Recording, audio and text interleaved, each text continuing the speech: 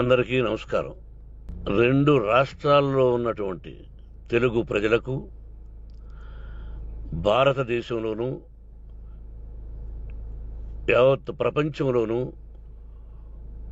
ఉన్నటువంటి తెలుగు మిగతా భాషలలోని అభిమానులకు, నా శ్రేయోభిలాషులకు, ఆత్మీయులకు, ప్రజాప్రతినిధులకు, రెండు రాష్ట్రాల ముఖ్యమంత్రులకు, మీడియా ప్రతినిధులకు నా హృదయపూర్వక నమస్కారాలు. గత 4 రోజులుగా ఏవేమి జరుగుతున్నదని అందరికీ తెలుసు. ముఖ్యమంత్రులు కూడా తెలుసుంటుంది.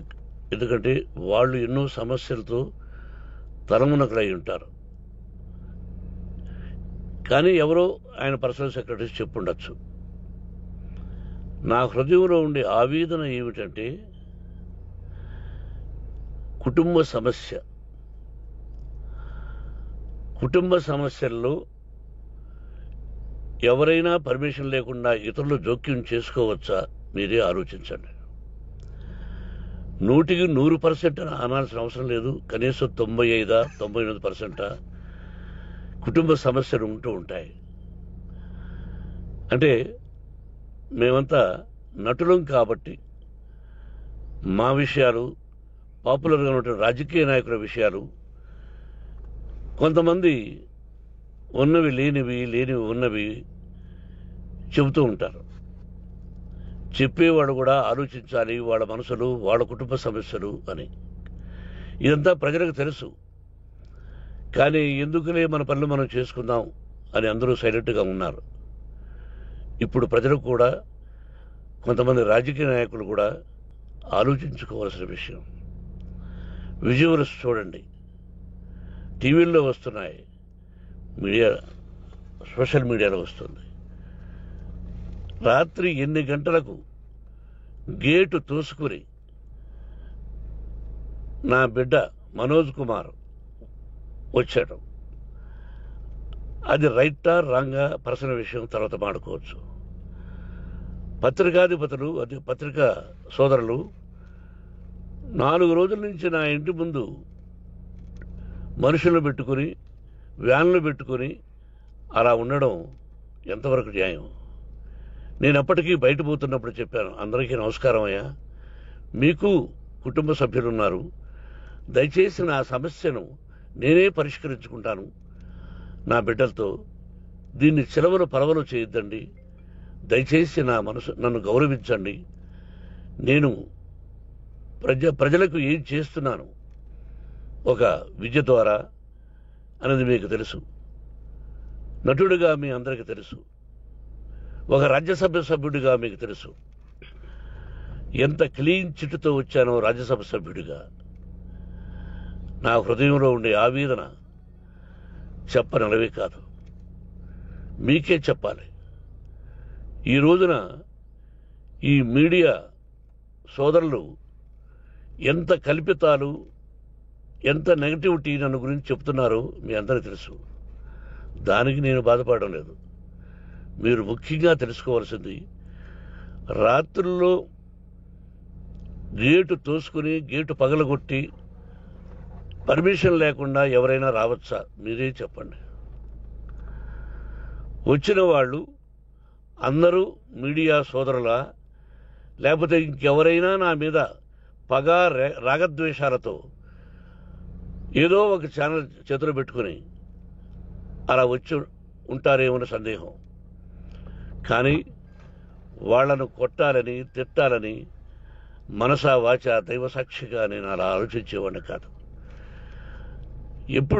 ఎందుకు? వాళ్ళు ఉద్యోగస్తులు, నేను కూడా ఉద్యోగస్తునే, అందరూ కూలివాళ్ళం. భగవంతుడు ఇస్తుంటాడు మనకు కూలి.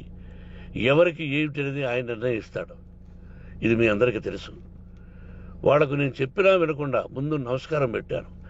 అయినా అతను నేను కొట్టామనే చెప్తున్నారు తప్ప, మైక్ తీసుకెళ్లి నోట్లో పెట్టాము, నా కన్ను పోవలసింది. కన్ను పోయి ఉంటే అప్పుడు నేను కేసులు పెట్టాలి. అది నా కన్ను పోలేదు, కొంచెం తగిలింది కంటి కింద, నేనే ఎస్కేప్ అయ్యాను. లేకపోతే నా జీవితం గుడ్డిదయ్యేది. అతనికి తల కాదు చెంప మీద తగిలిందన్నారు. ఓకే, ఆ చీకట్లో ఎలా జరిగిందన్నది వాస్తవమే. మైకు లాక్కోవడం, వాడు నన్ను కేకలేయడం, ఆ దీనిలో ఘర్షణ జరిగింది. నేను కొట్టిన దెబ్బ అతనికి తగిలింది అన్నారు. దానికి హృదయపూర్వకంగా బాధపడుతున్నా. అతను నాకు తమ్ముడే. ఒక తల్లి బిడ్డలం కాకపోయినా I love them, I like them. అటువంటిది ఈ రోజుకి బాధపడుతున్నా నేను. అయ్యో, అతని భార్య ఎంత బాధపడుతుందో, అతని పిల్లలు ఎంత బాధపడుతున్నారో అని నేను ఆలోచిస్తున్నా. మరి నేనెంత ఆవేదనకు గురి హాస్పిటల్లో అయ్యానో. నటించింది సినిమాలో నటిస్తాను తప్ప నిజ జీవితంలో నటించాల్సిన అవసరం లేదు. నాకున్నది ఒకటి ధైర్యం, సాహసం. నీతిగా, న్యాయంగా, ధర్మంగా బ్రతకాలన్నది నా ఆలోచన. ఎందుకు కొట్టాలి? గేటు బయటుండి నేనేమైనా అసభ్యకరంగా వాళ్ళని కొట్టుంటే డెఫినెట్గా నా మీద 50 కేసులు కాదు 100 కేసులు పెట్టి నన్ను అరెస్ట్ చేయొచ్చు. లేకపోతే నేనే పోలీస్ స్టేషన్ పోయి, అయ్యా ఆవేశంలో నా ఇంటి బయట ఉన్న వాళ్ళను కొట్టాను, నాది తప్పే అని పోలీస్ స్టేషన్కి ధైర్యంగా పెడతాను. కానీ ఇంటి లోపలికి వచ్చి నా ఏకాగ్రతను, నా మనశ్శాంతిని భగ్నం చేశాడు. ఆల్రెడీ నా బిడ్డ చేస్తున్నాడు. అయినా నీ కన్నబిడ్డ, ఎప్పటికీ నీ కన్నబిడ్డే. ఏదో ఒక రోజున న్యాయం జరుగుతుంది, మేము కూర్చొని మాట్లాడుకుంటాం. దీనికి మధ్యవర్తులు అక్కర్లే. కుటుంబ సమస్యలకు బయట వాళ్ళని పిలిపించి ఇలా చేయండి, మీరు ఇలా మాట్లాడండి అని చెప్పక్కర్లే. కట్టు బట్టలతో మద్రాసుకు వెళ్ళేవాడిని. ఆల్రెడీ మీకు చెప్పాను. పైసా లేకుండా కట్టుబట్టలతో, చెప్పులు సగం కింద అరిగిపోయి అలా వెళ్ళేవాడిని. మా తల్లిదండ్రులు అద్భుతమైన జన్మను ప్రసాదించారు. ఒక్క పైసా ఇవ్వాల. నా కష్టార్జితంతో నేను సంపాదించి ఈ రోజు నేను కులమతాలకు అతీతంగా 25% ఫ్రీ ఎడ్యుకేషన్ ఇస్తూ, నా స్థాయిలో నాకు తగిన సహాయం చేసుకుంటూ, వరద బాధలు వచ్చినా ఇంకోటి వచ్చినా అన్నయ్య ముఖ్యమంత్రిగా ఉన్నప్పుడు కూడా ఎన్నో చేశాను. బట్ అవి మర్చిపోయి ఈరోజు కొట్టింది మాట్లాడుతున్నారు. ప్రజాప్రతినిధులారా, నా అభిమానులారా, తెలుగు ప్రజలారా, తమిళ, మలయాళం, కన్నడ అభిమానులారా, ఆలోచించండి. నేను చేసినది తప్పు, కొట్టినది తప్పు. ఏ సందర్భంలో కొట్టాల్సి వచ్చింది?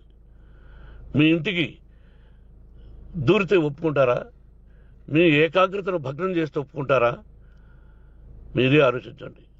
న్యాయాధిపతులు కానీ, ప్రజాప్రతినిధులు కానీ, అభిమానులు కానీ, వ్యాపారస్తులు కానీ, ఇదే మీడియా ప్రతినిధులు కూడా వాళ్ళ ఇళ్లలోకి ఎవరైనా దూరి, మన గురించి ఇలా రాశావు అని ఆ ఇళ్లలోకి ఒక 10 మంది వెళితే వాళ్ళు దండం పెట్టి పంపిస్తారా?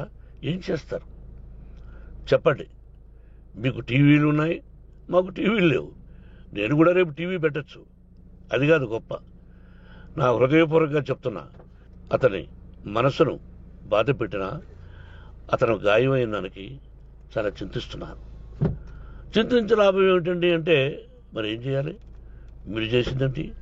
మళ్ళీ చెప్తున్నా, అసలు అతను నిజంగా జర్నలిస్టా కాదా అని ఆ చీకట్లో నాకు ఎలా తెలుస్తుంది? టీవీ 9 అని నాకు ఎలా తెలుస్తుంది? ఏదో ఒక కంటి మీదకి ఒక మైక్ వచ్చింది, దానికి అబక్కం లాక్కున్నాను. ఇది వాస్తవమే, అసత్యం కాదు. అది టీవీ 9, ఆ టీవీ 9 మైక్నే లాక్కోవాలి. అది ఏంటండి? నేనేమన్నా మూర్ఖుడినా? వాళ్ళందరూ నాకు కావలసిన వాళ్ళే. ఈ రోజున ఆ రజనీకాంత్ అతను కూడా ఎన్నో ఫోన్లు నేను చాలా సందర్భాల్లో మాట్లాడున్నాను. ఇట్స్ లైక్ మై సన్నా లేకపోతే బ్రదరా, అలా ఉంటాం. మరి ఈ విషయంలో మాత్రం మీరు అందరూ అంటే మీరు చేసినది తప్పు అని మీరు ఒక్కరు అనలేదే. కానీ జర్నలిస్టు సోదరులు ఒక ఆడపడుచు, దాదాపు ఒక 5-6 మంది ఆడపడుచులు, ఒక 5-6 మంది సోదరులు, వాళ్ళందరూ మాట్లాడారు. కొట్టడం తప్పైనా ఏ సందర్భంలో కొట్టవలసి వచ్చింది ఇవన్నీ క్లియర్గా మాట్లాడారు. ఆయన్ని మీరు చెప్పరు. కాబట్టి పైన భగవంతుడు చూస్తున్నాడు. పోలీస్ అంటే నాకు ఇష్టం. ప్రజలను కాపాడవలసిన బాధ్యత వాళ్ళది, రక్షణ కల్పించవలసింది. నా విద్యాలయానికి కూడా ఐపీఎస్లు ఐఏఎస్లు అయిన విద్యార్థులు ఉన్నారు. వాళ్ళకు న్యాయం ధర్మం నేర్పించి పంపించాను నా ఇన్స్టిట్యూషన్లో. But they are perfect. కొంతమంది ఐపీఎస్లు ఐఏఎస్లు డీసీపీలు ఇలా చాలామంది ఉన్నారు. బట్ ఎక్కడెక్కడో పనిచేస్తున్నారు. వాడు నా బిడ్డలు, మరి వాళ్ళు కూడా పోలీసు ఉద్యోగస్తులే కదా, న్యాయంగా ఉన్నారు కదా. కానీ ఇక్కడ మాత్రం ఏకపక్ష నిర్ణయం ఏమి చేస్తున్నారో మీరే ప్రజలారా చూడండి, ఆలోచించండి. నేను న్యాయమా అన్యాయమా, నేను చేసింది న్యాయమా అన్యాయమా మీరే ఆలోచించండి. నా ఇంటికి తలుపులు బద్దలు కొట్టి రావడం న్యాయమా? మీరే చెప్పండి. ఎల్లప్పుడూ మీ ఆశీస్సులు కోరుకునే మీ మోహన్ బాబు. నమస్కారం.